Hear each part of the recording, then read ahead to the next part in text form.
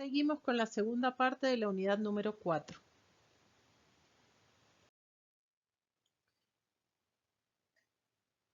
Vamos a ver la democracia condicionada por el ejército y vamos a ver la presidencia del doctor Guido, que va desde 1962 al 63.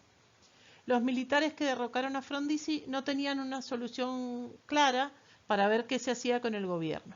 Finalmente primó la idea de que el presidente de la Corte Suprema tome el lugar del presidente de la Nación. Entonces, José María Guido quedaba al frente del gobierno. El gran problema a resolver de toda esta etapa va a ser el peronismo. ¿Qué se hacía con ellos? El gobierno intentó unir a los radicales para conformar un partido mayoritario capaz de vencer al peronismo y fijó fecha de elecciones presidenciales para 1963. Pero la idea de unificar al radicalismo era inviable y Guido estuvo viendo a ver qué se hacía con todo esto. Finalmente, que es lo importante, resultaron ser los sectores más antiperonistas los que controlaron el gobierno y en consecuencia se firmó un decreto por el cual se sanciona un estatuto que prohibía la participación política y la propaganda del peronismo. También se limitó el derecho de huelga. O sea, el peronismo nuevamente estaba proscripto. El gobierno de Guido heredó parte de la crisis económica de la presidencia de Frondizi en relación con la caída de las reservas y la caída de las inversiones extranjeras. Hubo gran fuga de capitales. También en este gobierno se debilitaba cada vez más en relación a la crisis económica. Tampoco Guido tenía autoridad para las constantes presiones del ejército. Y encima de todo, en esta presidencia va a haber un conflicto interno dentro del ejército donde van a haber dos grupos, los azules y los colorados, que llegaron a un conflicto armado. Y ambos sectores eran antiperonistas. El grupo de los azules eran antiperonistas, pero no estaban tan en contra del peronismo. En cambio, los colorados resultaban estar absolutamente en contra del peronismo y eran absolutamente anticomunistas. La proscripción del peronismo se mantuvo y se llama elecciones en 1963, se impuso la fórmula de la Unión Cívica Radical del Pueblo, que va a ser de Arturo Illia, con un 26% de los votos. ¿Por qué es muy importante este dato? Porque el peronismo estaba proscripto y Perón llamó a que no votaran en las elecciones. Entonces, Illia va a ser el presidente con menor cantidad de votos en la historia y gana con solamente un porcentaje del 26%. Como pueden ver, desde el golpe de Estado del peronismo, las Fuerzas Armadas cada vez estaban más y más metidas en las decisiones de los gobiernos. Para las Fuerzas Armadas, la posibilidad de retorno del peronismo al poder era inaceptable. Y esa expectativa, entre comillas, de desperonización de la clase obrera había fracasado. Entonces tenían que ver qué se hacía con ellos. Y encima ahora estaba una nueva amenaza que era la amenaza comunista. Pero a partir de 1960, la doctrina de seguridad nacional vino a significar que las fronteras que los militares debían custodiar ahora eran ideológicas ante la penetración de las ideas comunistas en el propio territorio.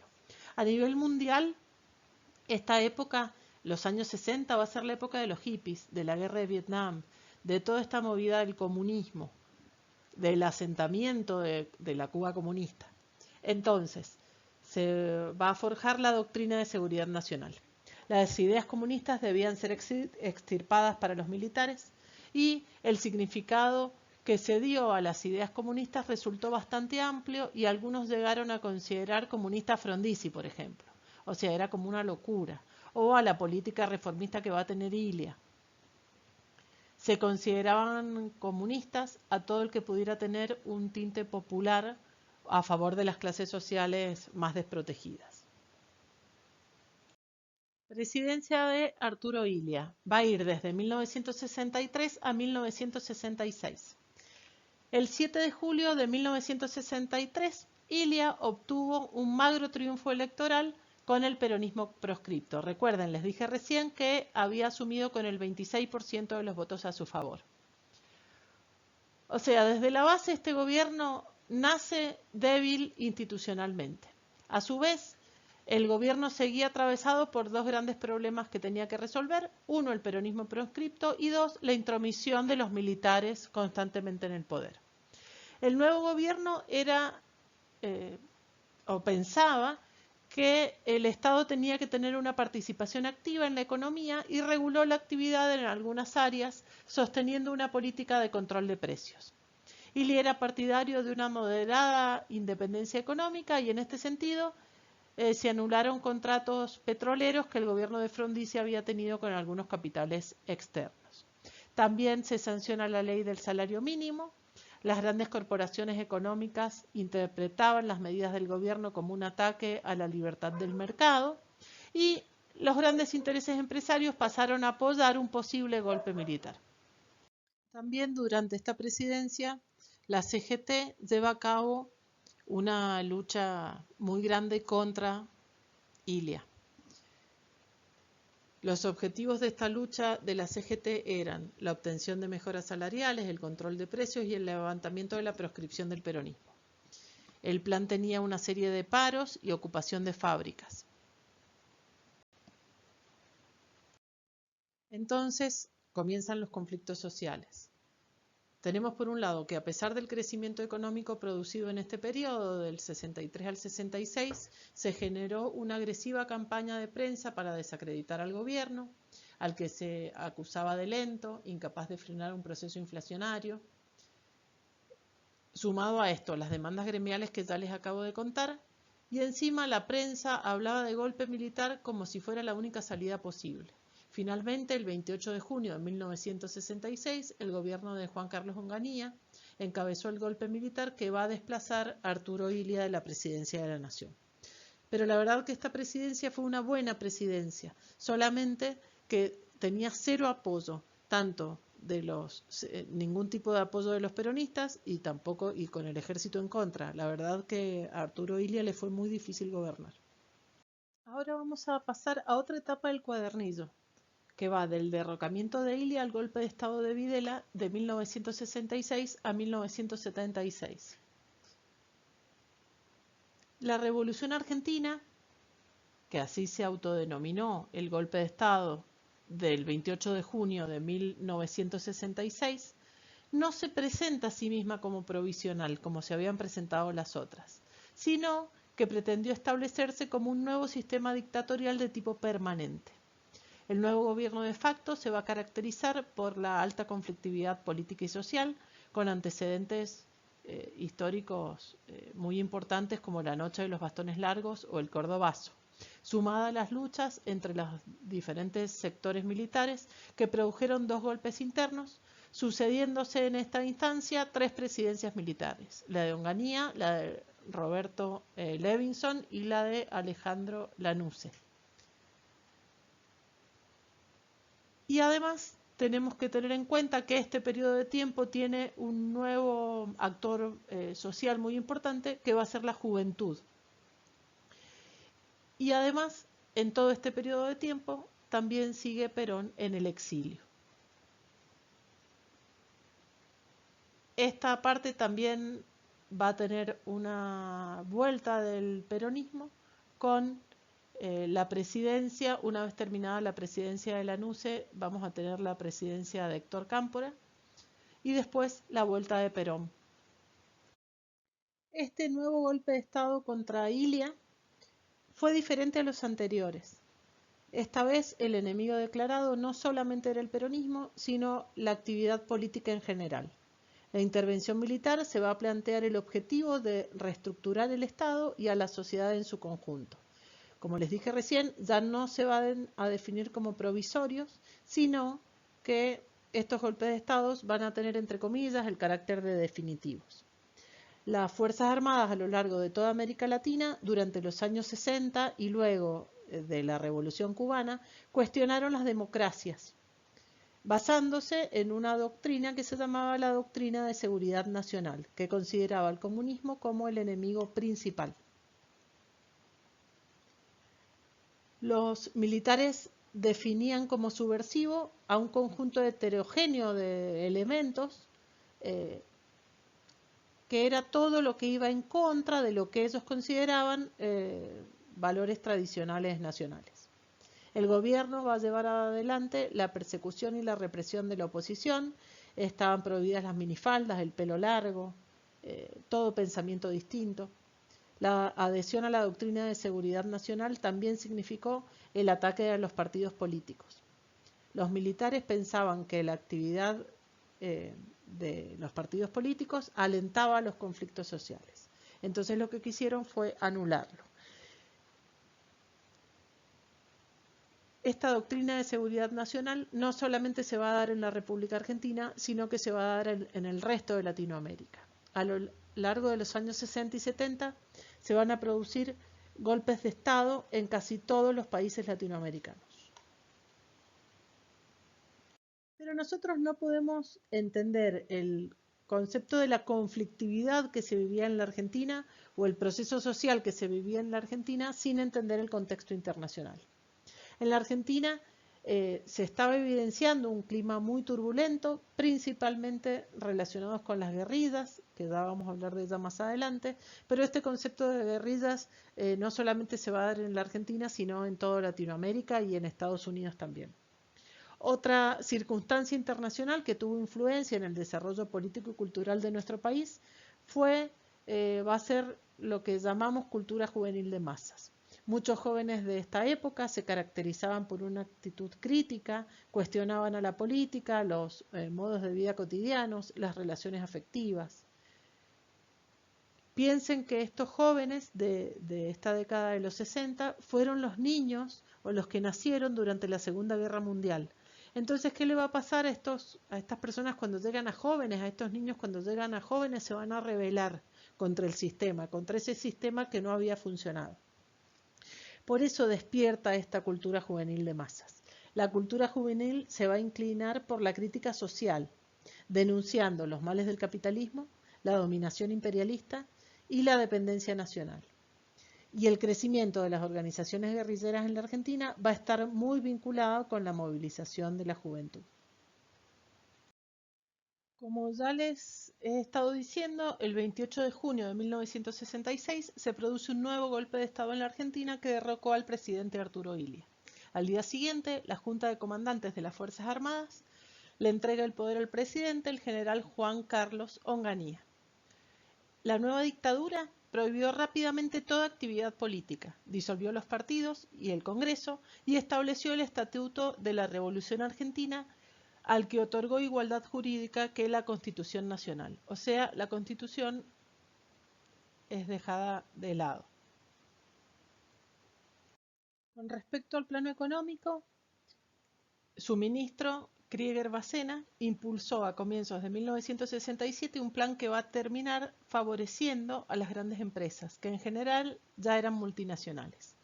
La nueva estrategia pretendía racionalizar la economía y privilegiar a las empresas más eficientes en detrimento de las menos productivas, creando un sector dinámico y moderno que produjera bienes de consumo duraderos y bienes de capital capaces de competir en el mercado mundial.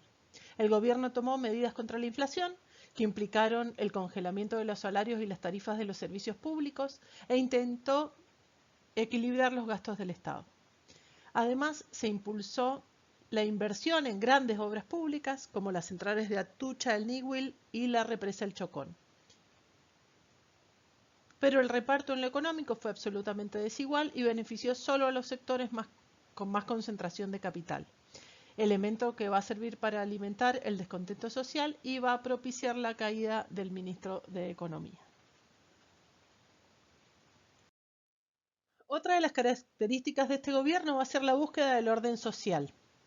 Esta presidencia va a reprimir fuertemente a todos los que pensaban distinto, queriendo imponer lo que ellos denominaban el orden social. No solo se reprimieron y se perseguían manifestaciones políticas e ideológicas, sino también las culturales. Prueba de ello va a ser lo que sucede en las universidades. En 1966 va a haber tomas de universidades y la policía va a entrar a reprimir fuertemente. A esto se lo denomina la noche de los bastones largos, violando los derechos de autonomía y el ejercicio de la violencia y la represión absoluta contra estudiantes y docentes. En esta época se da lo que se denomina la fuga de cerebros. Estos docentes y estos estudiantes, muchos de ellos migran para trabajar en el exterior y para terminar de formarse en el exterior. Otro suceso muy complicado a nivel social va a ser el Cordobazo. La protesta social fue organizándose paulatinamente y en 1969 una movilización militar impulsada por militantes obreros y estudiantes logró controlar la ciudad de Córdoba. Bueno, esto se lo denomina el Cordobazo. Se había organizado cuando movilizaciones universitarias apoyaron a una huelga general realizada por la CGT cordobesa. Y el 29 de mayo de 1969 los manifestantes se hicieron dueños del centro de la ciudad, desbordaron a la policía y tomaron edificios públicos. Finalmente, la intervención del ejército, a fin de controlar la situación, deja como saldo casi 30 muertos y cientos de heridos y detenidos. Como verán, ya estamos en una época donde la represión está en su máxima expresión. La conflictividad social va a ser parte del periodo. No solo estuvo el Cordobazo, como les dije recién, sino también que estuvo el Rosariazo en 1971 y el Mendozazo en 1972. Durante aquellos años también habría innumerables cortes de ruta y de calles, tomas de fábricas, movilizaciones barriales. Y a partir de 1969 se inicia en nuestro país un proceso caracterizado por el incremento de las acciones violentas emprendidas por organizaciones llamadas guerrilleras.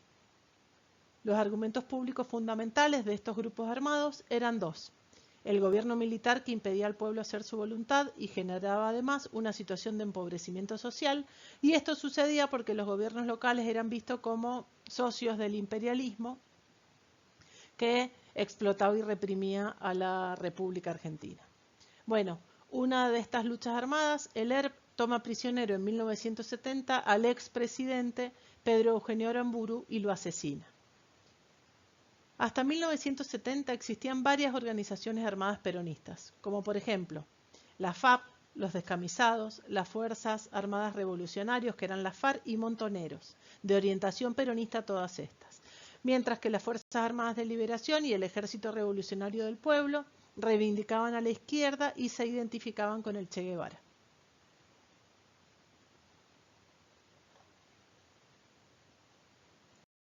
El fin de Onganía va a estar dado por la muerte de Augusto Timoteo Bandor, que fue asesinado por el grupo armado Descamisados el 30 de junio de 1969.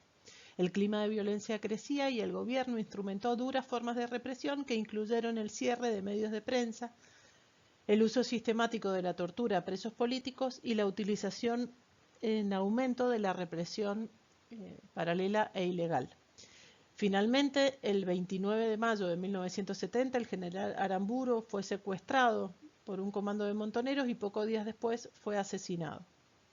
La gravedad de este hecho sirvió de detonante para que la Junta de Comandantes desplazara a Onganía del cargo y pusiera en su lugar a los gobiernos de Levinson y luego de Lanús.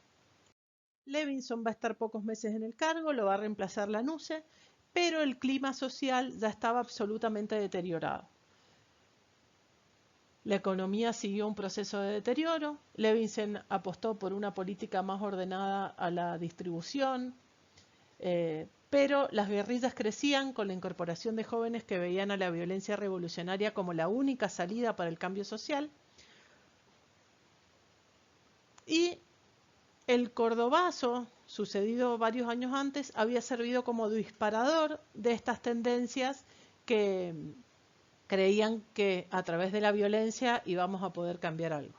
Por otro lado, los militares apelaban a formas múltiples de represión, desde la creación de justicia de un fuero antisubversivo hasta el secuestro y la tortura de activistas.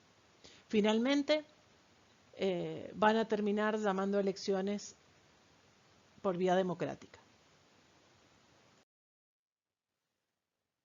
En noviembre de 1970, radicales y peronistas y otros partidos políticos van a firmar un documento que se llama La Hora del Pueblo, que reclamaba la vuelta a la normalidad constitucional a través de elecciones sin proscripciones. El gobierno efectuó una reforma electoral en agosto de 1972 que estipulaba la realización de un balotaje y que el mandato de presidente se redujera en vez de 6 años a 4 años. Desde Madrid, en todo este tiempo, Perón había intervenido absolutamente en la política argentina y ahora sumaba otras simpatías, no solamente el movimiento obrero y el sindicato y las clases populares, sino que ahora, en todos estos 17 años, va a sumar a las clases medias y a muchos estudiantes. Incluso parte del empresariado comenzaba a ver a Perón como el último y el único personaje capaz de darle salida a esta situación. Además, varias organizaciones guerrilleras concebían al peronismo como un vehículo del socialismo en la Argentina. Durante estos años, Perón había estimulado movilizaciones sociales como presiones para los gobiernos reinantes. Por otro lado, había nombrado como su delegado personal a Héctor Cámpora, que contó con la Juventud Peronista como principal soporte. Pero el gobierno no estaba dispuesto a dejar que Perón se presentara como candidato en la próxima llamada elecciones. Entonces existía una ley electoral que decía que los que se presentaran a presidentes debían residir en el país, y esto no era el caso de Perón. Entonces, el Partido Peronista va a poner como candidato a Héctor Cámpora, y el lema de campaña va a ser Cámpora al gobierno, Perón al poder.